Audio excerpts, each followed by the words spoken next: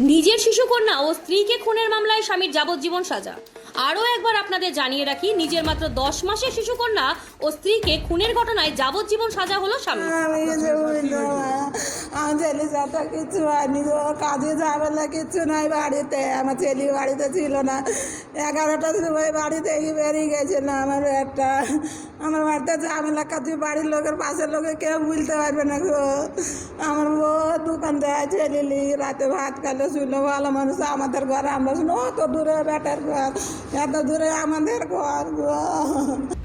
Police সূত্রে খবর, হরিহরপাড়া ব্লকের চোয়া গ্রাম পঞ্চায়েতের ছাতিমতলা এলাকায় বছর 4 আগে ঘটে গিয়েছিল ওই ন্যক্কারজনক ঘটনা। ঘটনার পর অভিযোগ ওঠে স্বামী মিলন শেখের বিরুদ্ধে। দীর্ঘ 4 বছর ধরে চলা মামলার শুনানি হয় এদিন। বুধবার আদালতে দোষী সাব্যস্ত করে মিলন শেখকে যাবজ্জীবন কারাদণ্ডে দণ্ডিত করে। শিশুকন্যা ও স্ত্রীর নৃশংস হত্যার ঘটনায় ন্যায় বিচারের প্রত্যাশায় ছিল পরিবার ও এলাকাবাসী। আমার হাতে কি হয়েছে আমি তো দেখিনি, সেদিন শুয়েছিল না, আমাদের বাড়িতে ছিল না। যেদিন মরেছে সেদিন বাড়িতে ছিল না।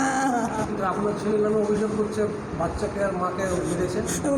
মা মেয়ে পড়েছিল, আমরা বাড়িতে ছিল না। সেই মরা দেখতে গেছিল, সেই আমার ছোট ছেলে মিলে গেল না গো।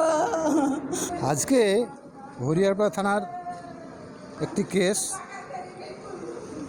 262/20 ডেটেড 6/9/2020 আন্ডার সেকশন 498 302-34 IPC। এই কেসের আজকে রায় হলো।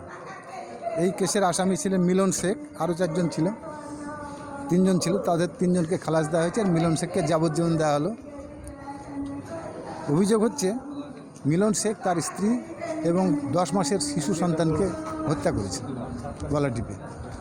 তার আজকে এই আমাদের সেকেন্ড ট্র্যাক কোর্টের বিচারক অলোকেশ দাস মহাশয় যাবজ্জীবন কারাদণ্ড দিলেন।